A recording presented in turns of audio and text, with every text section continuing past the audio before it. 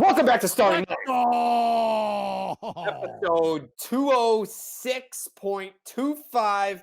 We Boom. are reacting to Game 3 of the World Series between the LA Dodgers and the Tampa Bay Rays. This game was, if you listen to episode 206, we threw out some predictions for what you could expect to see in this game. One of those predictions, both of us, Dallas and myself, that one held up pretty nicely. The other one, not so much. What do we mean by that? Walker Buehler fucking shoved. He shoved Dallas, and we knew that was, I mean, spoiler alert, he's a very good pitcher. You already knew that. So you knew that you were in for a nice little treat. If you weren't going to get it from both guys, you knew you were going to get it from one guy. And if you were going to put your money on which guy you were going to get it from, I think we would probably both put our money on Walker Buehler coming out and shoving. And one of the starts that we cited was his Game 3 start in the World Series back in 2018. He went 7 innings, 2 hits, 0 earned runs, no walks, and 7 strikeouts, I think. How did he follow up in his second Game 3 of the World Series start tonight, Dallas? He went 6 innings, 3 hits, 1 earned run, 10 strikeouts, Dallas. First pitcher in big league postseason history History. to go 6 innings and punch out 10. That seems wild. Like, that seems like a fake stat. How is that possible? Of all the great pitchers that have ever made it to the Fall Classic, Walker Buehler is the first guy to go 6 and punch out 10. How? It does. It seems very foreign. Like you've had some extremely dominant arms in the postseason, and at no point in time has that. That's just When was insane. the first World Series? 1901 Yes, just yes. or yes. 1904? Yeah, I think it was 1904. Sure. I know the Red Sox were established in 1901, but I also want to say that the Red Sox in 2004, it was the 100th World Series ever played. So I don't know how that works. Anyway, not important. It's been a long time. It's been over 100 years that we've been playing this little tournament here, the MLB postseason, finishing off with the World Series. Walker Buehler, the first pitcher in Major League history to have a start of 6 innings. Well, we said that this was going to have to be. I said this was going to be a hallmark start. Did I not say that? Yeah, no I World said this was going to be a hallmark start for Walker Buehler. And I don't know if a record setting, if a historical performance, does that count? I think it counts. Yeah, like if you're breaking out the record books, you'd probably be like, "Oh, that was a pretty good start." Yeah. So that's exactly what we got. Yeah, and that's exactly what this Dodger team needed. And somebody asked this in the chat, and just to kind of keep it moving, is Kenley Jansen back? Is it safe to say? Is it sane to say? That wasn't a typo, because it's not crazy to think after the last 2 times what we've seen out of Kenley Jansen that he is, I don't want to say maybe back is a little crazy. Maybe it's a little not safe. I think Randy Arozarena would probably disagree with that sentiment. But is he featuring what you would like to see as opposed to what maybe you have seen recently from him? No. Yes. Nope. No. As far as stuff-wise, he's cutting the ball at 93, 94. Yeah, sure. But even in garbage time, which I don't know if you can call this garbage time, but the game was pretty much in hand. It wasn't a safe situation. You go to Kenley Jansen in the 9th inning, and if you're going to say that Kenley Jansen's back, let's just say hypothetically this was a safe situation, right? Or maybe, we're new age baseball now. You go to your best reliever, your back end, your bullpen ace. Maybe you go to him we saw it with Liam Hendricks against the White Sox. I might have been against the Astros. I can't remember. But Liam Hendricks got deployed in an inning. It was like the 6th, but it was like, this is where the game's on the line. This is the meat of the order. And the Rays don't necessarily have a meat of the order, but if there's one guy that you can't let beat you, it's Randy Arozarena, and he homered off Kenley Jansen. So, like, if the question is Kenley Jansen back? The stuff's back, sure. Like, he was throwing 94 his last time out too. So, like, the velocity's back, the cut, it's moving. But let me ask you what your confidence level is in Kenley Jansen versus, like, let's put it on 100% percentile scale. I would say 60 to 70%. Just because he still has the stuff, and that's what you're looking at. And if you put him in those positions, things change. He's still a guy who is used to being in those leverage situations, feeding off the crowd, closer, game reliant upon his performance. So in that moment, quote unquote, garbage time, he's not only not motivated by the lack of fans being there, but he's also not motivated by the moment. And you're saying, really? It's the World Series. Well, he's been there, and he's been there in big moments, and he's also not had success. So if you're just looking at stuff, yes, it's something to be excited about because it's not everything that you saw prior that gave you the uncertainty of whether or not you even wanted to run him out there in a leverage spot. So now, if you're working your way from, all right, well, the stuff looks like it could compete. What does he feel like? Well, you're now assessing a former closer who was, Hall of Fame trajectory maybe, and now he's in this garbage time situation. So it's still tough to take away what you think he might be able to do. I still think that the stuff, what you're seeing right here, gives you something to be positive about, because if you're getting starts like this out of a Walker Buehler, maybe you're going to get something similar to a Urias. Then Kinley is going to be used in situations where you're not completely reliant upon him and you're okay with it, especially if it's 94, 95 and he's giving up a solo in a fucking 5-run lead. Yeah. But I mean, like that's already too much time that we've spent on Kenley Jansen. That's not the story of the night. Story of the night's Walker Buehler. And I guess another story of the night would be Charlie Morton. Barnes. Austin Barnes, home run out of the 9 spot. Good for him. 9-hole power. We love to see it. Small ball. But Charlie Morton having a sub-1 in the postseason and then giving up 5 earned is not something that either one of us expected. I don't think that anyone expected that. And did he have the best? I mean, he kind of flipped the switch in the postseason and it became godlike in the postseason. But this is a guy that had like a 4.5 ERA during the year, so it's not like he was phenomenal. Like he was pitching well above his means in the postseason. So I guess he was kind of due to come back down to earth. Not the best time to come back down to earth when after game 1 you get your shit kicked in. And then game 2, the Rays are like, wait just a fucking minute. All you people that are switching your picks to Dodgers in 4, Dodgers in 5. Now we got a series that's tied. So to follow that up, I mean, you knew that it was going to be a tough night for the Rays offense going up against Walker Buehler. But I think a lot of us kind of saw or thought we were going to see a pitcher's duel where it was like, all right, let's have a dick measuring contest between these bullpens.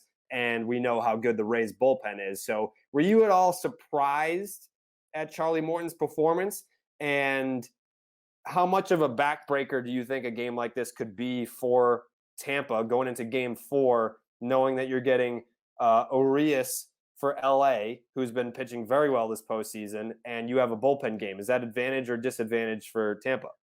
Come on. I don't care how confident you are in that stable to not have the just automatic go-to. And whether or not Urias represents that for the Dodgers, that's what he represents right now that the Rays do not have. And that matters. I don't care how confident you are in that bullpen. You want somebody that you can just, let's say it's even just 4 innings. Somebody that you can account for 4 solid innings, 5 solid innings. If you don't have that right here in this moment, then yeah, this is like because what I tell you at the beginning of this thing, 69, Jared, 69% of the time. By the way, 69% of the time, the team who wins this game goes on to win the World Series. I told you that at the very beginning, which is why it was going to be a hallmark start, like I said, for Walker Buehler, because he was going to make the start that put the Dodgers over the hump. It won them the game that is giving them the opportunity to finally put it to bed. Regardless of where they may have been in the past in this scenario, they're here again. Yeah, I was watching MLB Network before Game 3, and Intentional Talk was on, and it was obviously it's our guys Chris Rose, Kevin Millar, and they were talking about Game 3. And this was after we had recorded episode 206, where Dallas dropped the nugget of 69% of teams that win Game 3 will go on to win the World Series, and Chris Rose was like, and the percentage of teams that win Game 3, it's around 70% that go on to win the series. And I knew he didn't say it because he didn't say 69 because he didn't want Millar to make a 69 joke because you know that he was going to do that. You knew that. Love it. Love Millar. I feel like that's another guy. We need to get Chris Rose on here too. They should come on together. I don't know. Would you want to do them separately or together? I think they'd be better separately. Yeah, I think so too. Chris Rose has some good stories. I mean, that dude, when we were at the Easton convention, uh, there was one of the kids was like clowning him for his age and physical condition. And then he And then banged out the Chris push Rose up. was like, "Yeah, do a fucking push-up contest with me right now," and just murdered the kid. Kid was doing push-ups, he collapsed, and then C Rose just kept doing. He doubled them up.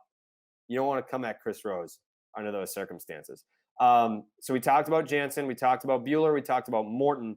The Randy Arozarena home run, which happened in the ninth inning, was not a factor in this game at all. Made it a 6-2 ball game. 10 hits for the Dodgers. This is Mookie Betts, 2 hits out of the leadoff spot. Turner went deep, 2 hits. Muncy, 2 hits. Drove in.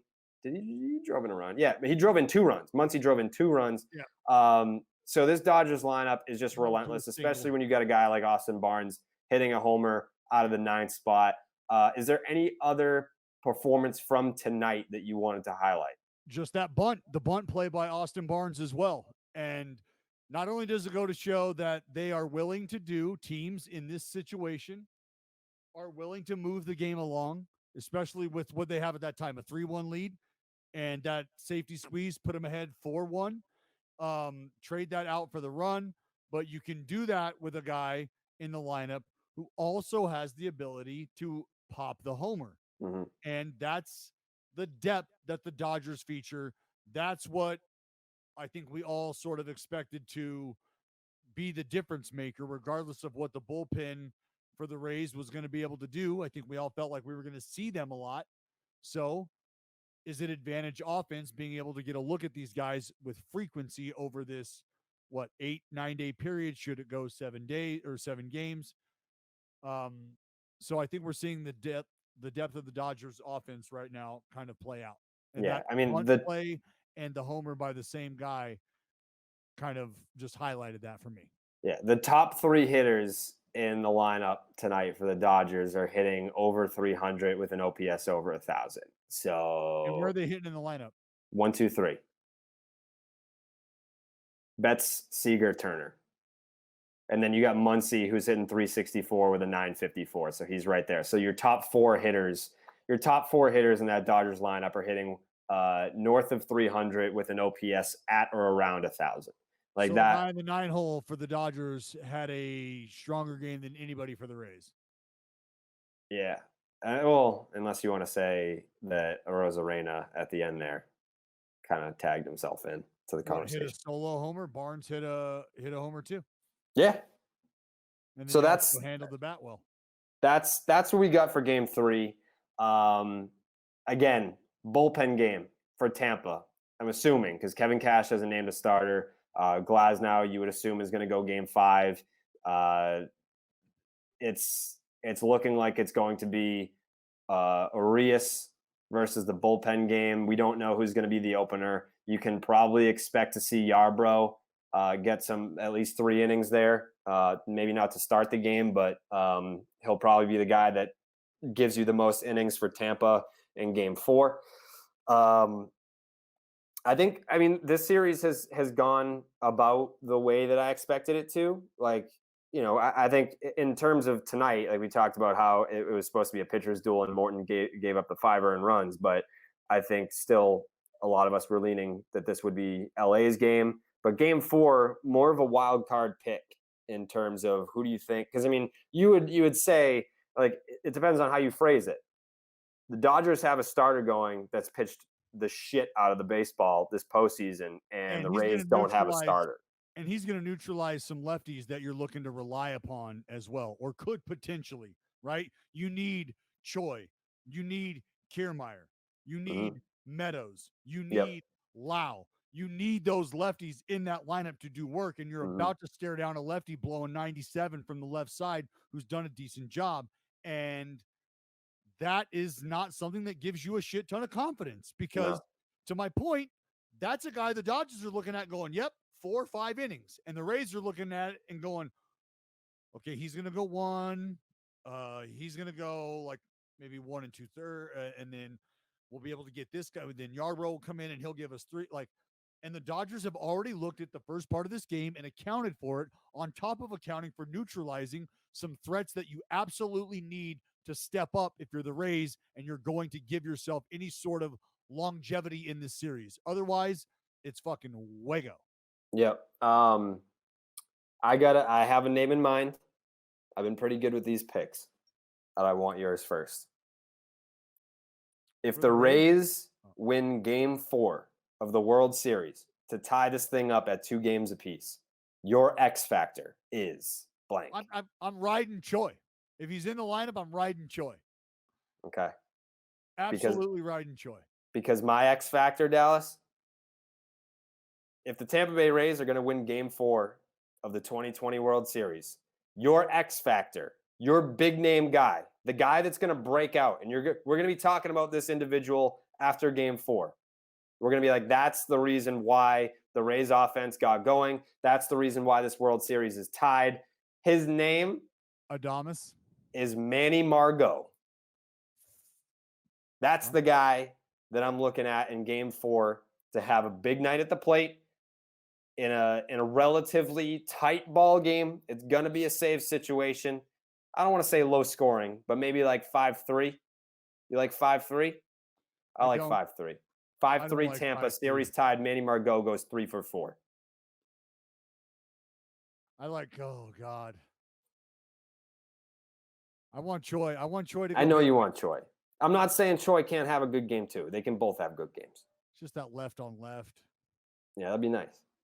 I mean, he's due. He's due.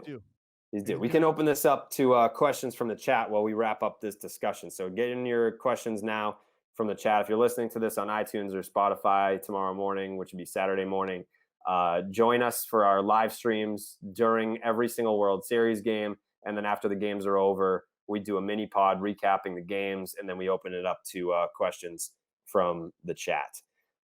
Breakout candidate from the Dodgers. Okay, so if there's a breakout candidate from the Dodgers in Game 4, someone that we haven't really heard a ton from, I think Jock Peterson is due to pop one in a big spot. I feel like that's a guy that has a lot of thump in his bat, and we haven't. It's been a lot of Mookie Betts. It's been a lot of Cody Bellingers, the usual suspects. I think Jock Peterson is due to have a big hit. And maybe it's not a homer. Maybe it's a double with ducks in the pond. But yeah, I've got Manny Margot for Tampa, and I've got Jock Peterson for the Doyers. Dallas? I mean, does it feel like that they're like, who's been disappointing in the Dodgers lineup? I mean, in terms of, like, it's hard to say disappointing because I feel like the guys that you needed to hit have hit, and the guys that haven't hit, I mean, like Bellinger, like we just highlighted Bellinger as a huge hit in Game 7, brought them to the World Series. He's hitting 182. He's got that 1 homer in Game 1. He followed up the NLCS Game 7 homer with the Game 1 World Series homer. Hasn't made much noise outside of that. So is it Bellinger? I mean, I think that's probably an option. It's just like breakout is different than, because I feel like they've done their job. Everyone has broken out. That everyone that you've needed to check in and be like, hey, I'm here too, they've done it at some point during this Dodgers postseason run. Like, there's no one that you're sort of dragging to the finish line here. Like, has there been sustained performance the entire way from everybody? No. But when has that ever happened in the postseason where a guy is just red hot for the entire fucking postseason? Like, that's not a normal thing that happens. So everyone that you need to check in at some point has been stamping their attendance card. Yeah, and that's, I mean, AJ Pollock. Sure, I just think that even in spots, this is just tonight was the most purest example, and it's redundant, but the purest example of the depth that this team has that just makes it so suffocating if the offense is clicking. Mm-hmm. I got a question for you, Dallas, that's not in the chat. I got a question for you right now. Do you have the balls to say that the Tampa Bay Rays won't win another game in this World Series? Do you have the balls to say that it's over and that this is going to be a gentleman's sweep? Yes. You do have the balls to say that. Yes. You do. Yeah. That's how you feel. Yep. The Rays don't get another one. Nope. Wow. Wow. Do you remember the text I sent between you, me, and Jay Hay? Maybe. I refresh my memory. It says this series could be over before we reconvene next. Oh yeah, you did say that. Yeah. Wow. So Dallas has the balls to say that the Rays don't get another game. That is quite the call. I don't agree with it. But have to acknowledge the size of Dallas's balls here tonight. Yeah, wheelbarrow size. That is. I just think this offense has really started to feel its way, really started to find its way in terms of, like you said, who's clicking, top of the lineup. Mm-hmm. The reason I asked you that question is because you've got to start the party. Table needs to be set. Those guys are performing. And then the reason I reinforce that statement with what the rest of the guys in the lineup are doing is they're getting their jobs done. Other guys are in position to allow those jobs to be successful by virtue of productive outs. And what have I been telling you about the Rays offense as opposed to what the Dodgers have shown to be able to do? And that's build innings. Yep. And that's why I feel like this is, at this point, with the pitching the way it is unfolded, today was your next best option. Look, yesterday they had to win, they did. Today was going to be their chance to buy themselves time. Didn't happen. Did not happen. Will has a question. If Game 5 is the potential clincher for the Dodgers, do we see Walker Buehler out of the bullpen? That would be what, Sunday? Yeah, what's today? Friday? Yeah. Maybe. For an inning. Mm-hmm. That would be a bullpen day? Correct. And again, it all depends on how heavy of a workload what's the situation? These guys are going. Yeah, what's the score? Yeah. But yeah, because that would be Walker Buehler's last bullpen of the year, right? Yeah. Yeah. This is a good one because we had this discussion on the stream as well. It's only been 3 games and there's no real answer to this question. If you had to determine an MVP of this World Series right now, who is it? I'm not saying forecast like when the Dodgers win or if the Dodgers win, who's going to be the MVP? Like, who has been the MVP of this World Series so far? Is it not Mookie?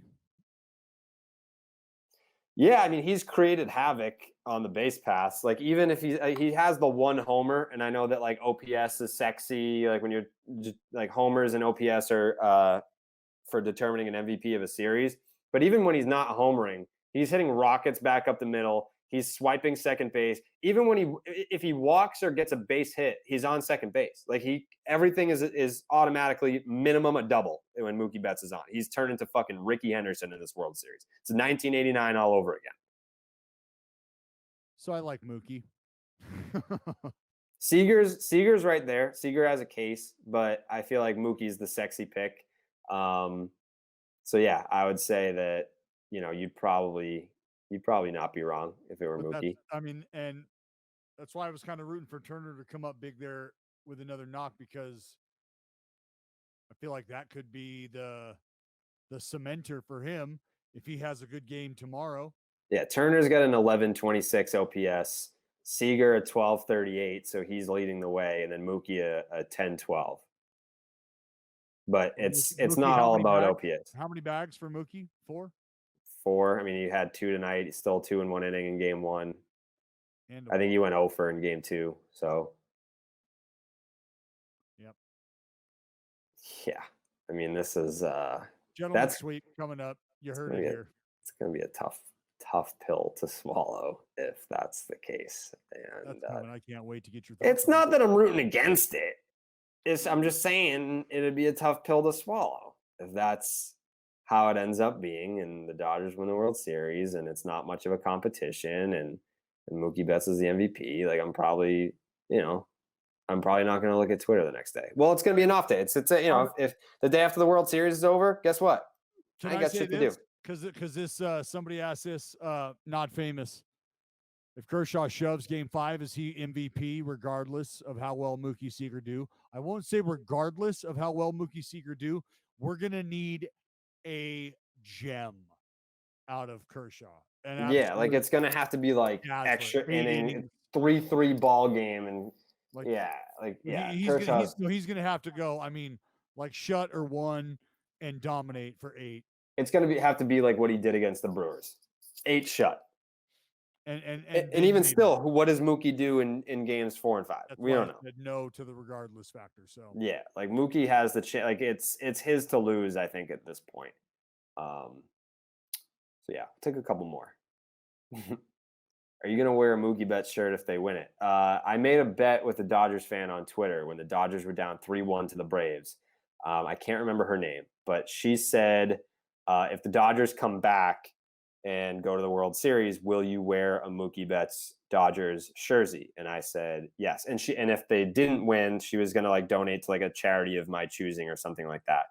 The Dodgers did win, and I gave her my address, so I'm waiting to see if she's going to send me the jersey. But I mean, regardless of if the Dodgers win the World Series or not, I will have to wear that shirt and post it. I will post a picture of it. I'm a man of my word, so that's going to happen regardless. Yeah, that'll be.